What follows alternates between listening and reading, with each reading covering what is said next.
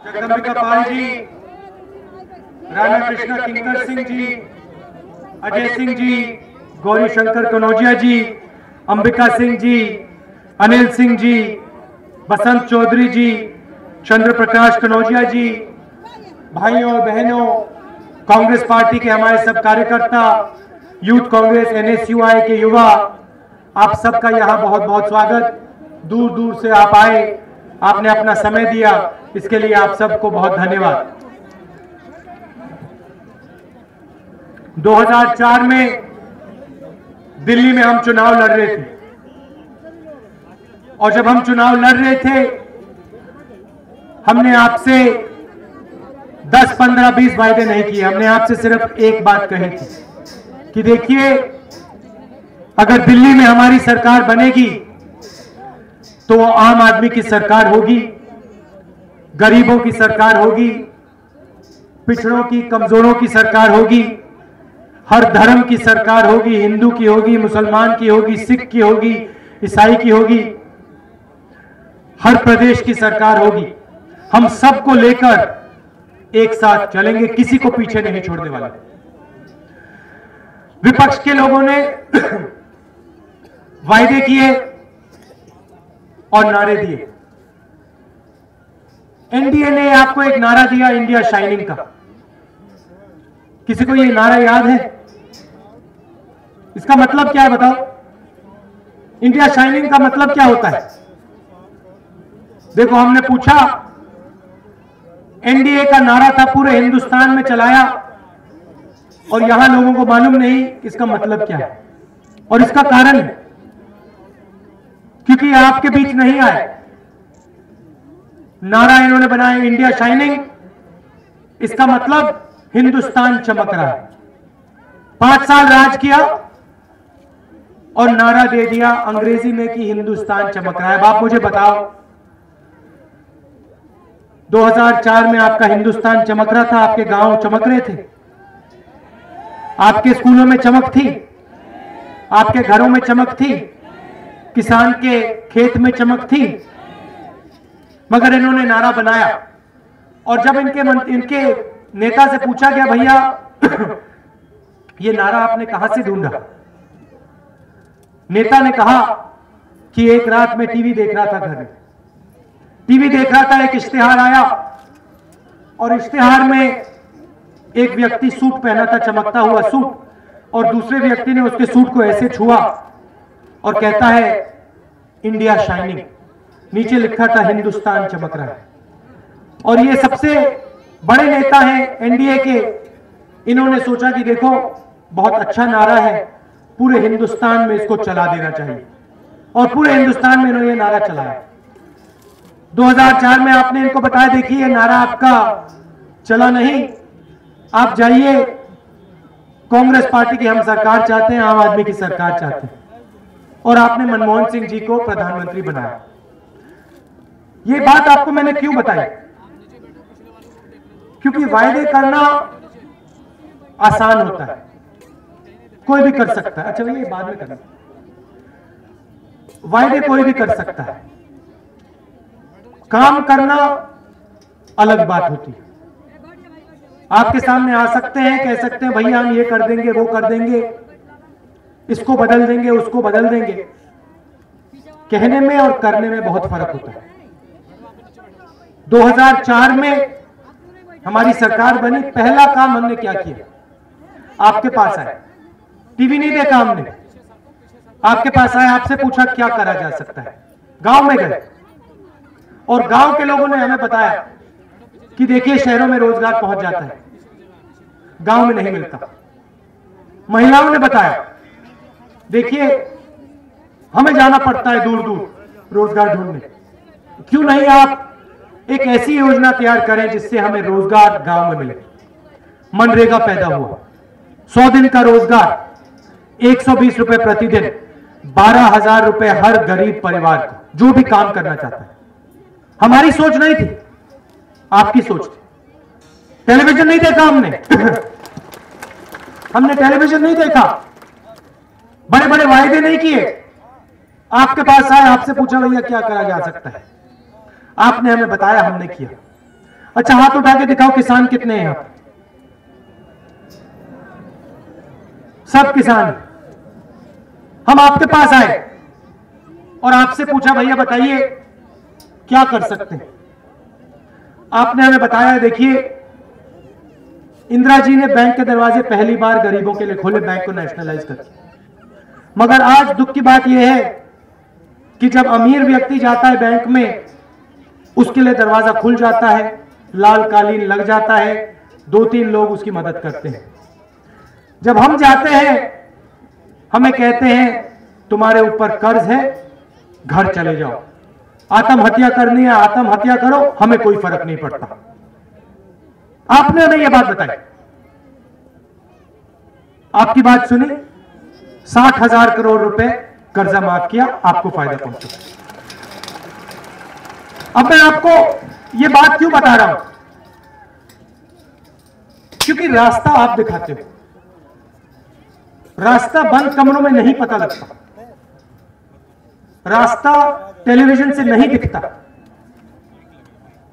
रास्ता प्रेस वालों से नहीं दिखता, रास्ता किसान दिखाता है, मजदूर दिखाता है, गरीब दिखाता है। और ये जो बहनें बैठी हैं, हमारी जो मां बैठी है, ये बता सकती है कमी क्या है।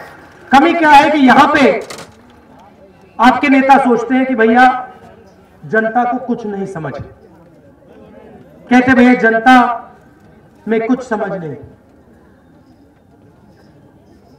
जब मैं जाता हूं आपके बीच में, गांव में जाता हूं, आपसे बात करता हूं, भैया बताओ, युवाओं से बात करता हूं, सड़क पे ठहर रोक देता हूं गाड़ी और पूछता हूं क्या हो रहा है।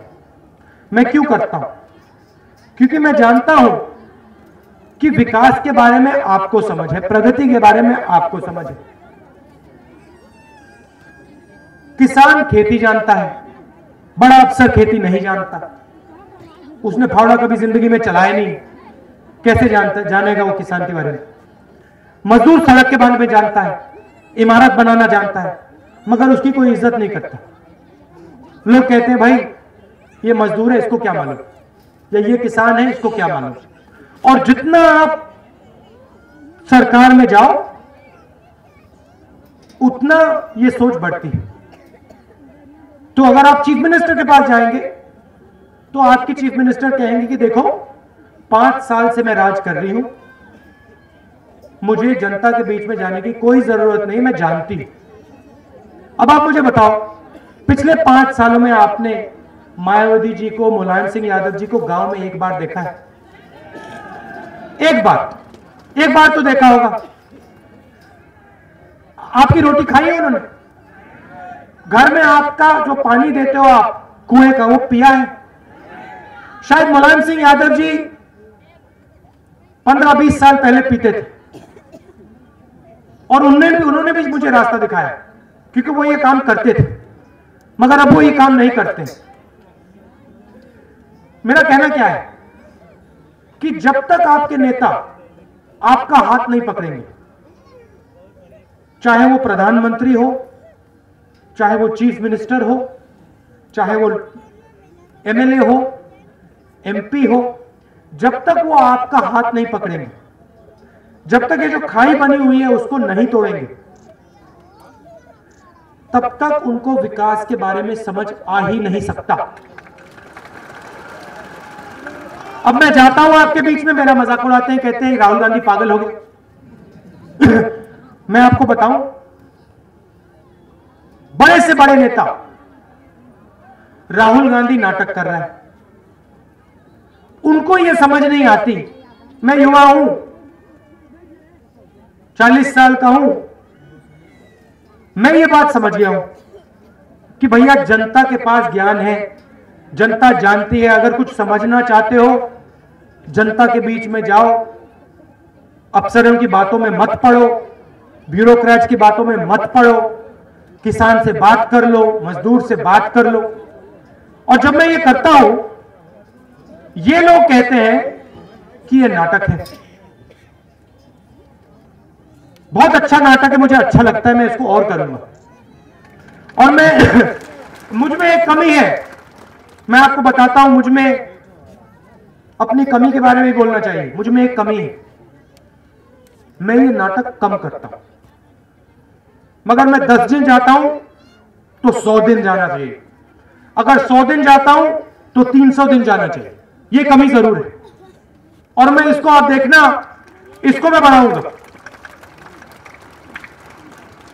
जितना मैं आपके बीच में जा सकता हूं उतना जाऊंगा, जितना मैं आपके घरों में आ सकता हूं, जितना आपके साथ रोटी खा सकता हूं मैं खाऊंगा, जितना मैं आपका पानी पी सकता हूं मैं पीऊंगा, क्योंकि मैं यहां, सुनो, मैं यहां वोट लेने नहीं आया हूं। आप कांग्रेस पार्टी को 400 सीटें दो, 200 सीटें दो, 2 सीट दो, मैं यहां उत्तर प्रदेश को बदलने आया हूं। और अंत में सुनो सुनो सुनो, और अंत में आपको, मान लो इस इलेक्शन में आपने हमें 5 सीटें दी, उसके अगले दिन राहुल गांधी आपको यहां दिखेगा, आपके गांव में दिखेगा, किसानों के साथ दिखेगा, मजदूरों के साथ दिखेगा, और मैं यहां से हटूंगा नहीं। मुझे कोई फर्क नहीं पड़ता, मुझे आज भगवान कह दे भैया राहुल जी तुम यहां से हट जाओ, मैं नहीं हटने वाला, कोई भी कह दे मुझे, मैं तब तक नहीं हटूंगा, मैं तब तक नहीं हटूंगा जब तक उत्तर प्रदेश में एक गरीब खड़ा हुआ है, मैं तब तक नहीं हटूंगा जब तक यहां जो युवा खड़े हैं उनको उत्तर प्रदेश में रोजगार नहीं मिलता। और मैं सच बताऊं, कुछ फर्क नहीं पड़ता, आप मुझ में अभी भरोसा करो, ठीक है, 6 महीने बाद करो वो ठीक है, 5 साल बाद करो वो ठीक है, मगर मैं यहां से हटूंगा नहीं।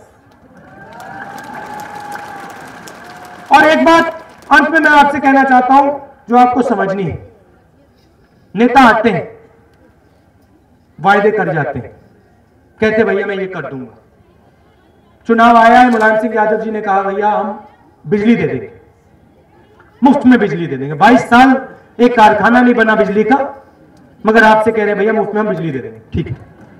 अब आप एक काम करो, आप में से एक व्यक्ति जाओ, मुलायम सिंह यादव जी की मीटिंग में जाओ और वहां खड़े हो जाओ सामने, उनके भाषण से पहले ऐसे हाथ उठाओ और कहो मुलायम सिंह यादव जी मेरा एक सवाल है, और उनसे पूछो मुलायम सिंह यादव जी ये जो हमारा आसमान है इसको आप हरा कर दो प्लीज, ये नीला है इसको आप हरा कर दो, हम आपको चीफ मिनिस्टर बना देंगे। और वो आपसे कहेंगे चीफ मिनिस्टर बनाओ, हरा कर दूंगा, जो भी आप सुनना चाहते हो सुना देंगे। अभी गए बुंदेलखंड गए, बुंदेलखंड में सूखा पड़ा था, लोग मर रहे थे वहां पे, 22 साल से लोग चिल्ला रहे हैं। अभी बुंदेलखंड गए, बुंदेलखंड में भाषण दिया उन्होंने और कहते हैं मैं बुंदेलखंड को इजराइल बना दूंगा। जब बुंदेलखंड रो रहा था और आप मुख्यमंत्री थे तो आप कहां थे? जब अभी बुंदेलखंड रो रहा था, मायावती जी मुख्यमंत्री थी, तो आप क्या बुंदेलखंड गए? आपने लोगों से पूछा क्या कर सकते हैं, मदद कैसे कर सकते हैं? नहीं, एक बार नहीं दिखे आप। हम दिखे, हम गए बुंदेलखंड, लोगों के बीच गए, उनसे पूछा कमी क्या है, क्या कर सकते हैं। हमारी सरकार नहीं है यूपी में, मगर दिल्ली में सरकार है, आप बताओ। उन्होंने हमें कहा देखिए यूपी की सरकार हमारी मदद नहीं करती, 22 साल से हम पड़े हुए हैं, आप कुछ कीजिए। 8,000 करोड़ रुपए पैकेज भिजवाया। नहीं, आप ताली बजा रहे हो, ताली बजा रहे हो, मुझे गुस्सा आ रहा है। 8,000 करोड़ रुपए हमने भेजा, किसान के लिए ट्रैक्टर भेजे, मंत्री चोरी कर गए। कुएं के लिए पैसा भेजा, मंत्री चोरी कर गए। चुनाव से 3 महीने पहले मायावती जी कहती है मैं भ्रष्ट मंत्री को हटा रही हूं। 5 साल लूट की, हजारों करोड़ रुपए लूटा और कह दिया भैया अब 3 महीने बचे, अब तो इनको हटा रही हूं। और बीजेपी के लोग उनको ले रहे हैं, भ्रष्ट मंत्रियों को ले रहे हैं। उनके नेता हैं इंडिया शाइनिंग वाले, वो हिंदुस्तान का दौरा कर रहे हैं, कह रहे हैं भैया मैं भ्रष्टाचार के खिलाफ लड़ रहा हूं, भ्रष्टाचार के खिलाफ लड़ रहा हूं। यूपी में आप मंत्री ले रहे हो, झारखंड में आपके लोग चोरी कर रहे हैं, कर्नाटक में आपके वहां पे माइनिंग स्कैम चल रहे हैं और आप भ्रष्टाचार के खिलाफ लड़ रहे हो। मेरा आपसे एक ही कहना है, आप अपनी शक्ति पहचानो। मेरी बात मत सुनो, बाकी नेताओं की बात मत सुनो, आप अपनी शक्ति को पहचानो। जो भी प्रगति इस देश में आई, ये बड़े बड़े बिजनेसमैन कहते हैं कि हम लाए, सरकार के लोग कहते हैं हम लाए, कोई और कहता है मैं लाया। जो भी प्रगति हिंदुस्तान में आई है, आप लोग लाए।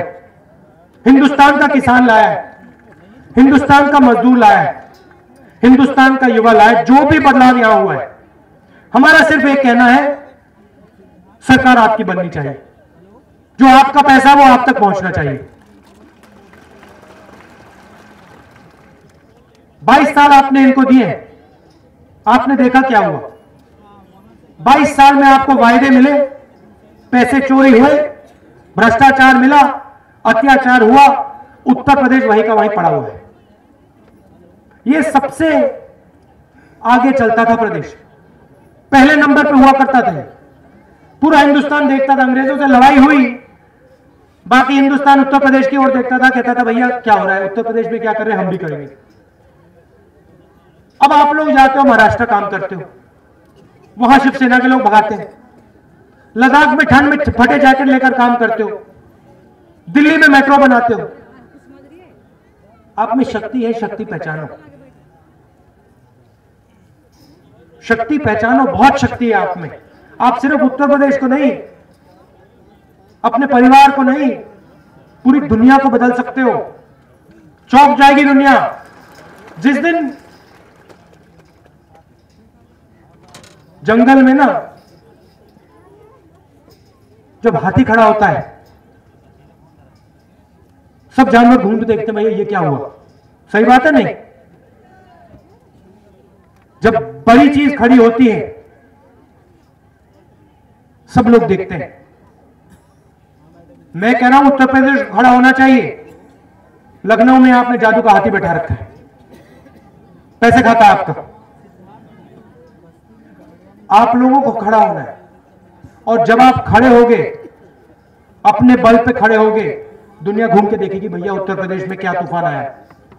पूरी दुनिया हिलेगी और फिर बदलाव यहां शुरू होगा। हाथ पकड़ लो एक दूसरे का, जात भूल जाओ, धर्म भूल जाओ, 5 साल के लिए भूल जाओ, उसके बाद आपको जरूरत ही नहीं पड़ेगी। 5 साल भूल जाओ, खड़े हो जाओ, हाथ पकड़ो एक दूसरे के और बदल दो इस प्रदेश को। हम आपके साथ यहां खड़े हैं।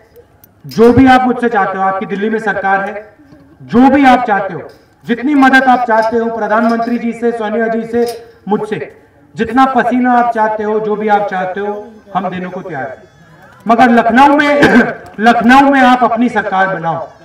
किसी एक जात की सरकार या किसी एक धर्म की सरकार नहीं। जात की सरकार बनती है तो 90% लोगों की सरकार नहीं होती, एक जात की होती है, 10% लोगों की होती है। आप 100% लोगों की सरकार बनाओ, खड़े हो जाओ, बदल देंगे इस जगह। आप दूर दूर से आए, बहुत बहुत धन्यवाद। आपने कीमती समय अपना दिया, मुझे प्यार से आपने बात सुनी, इसको मैं भूलूंगा नहीं। नमस्कार, जय हिंद।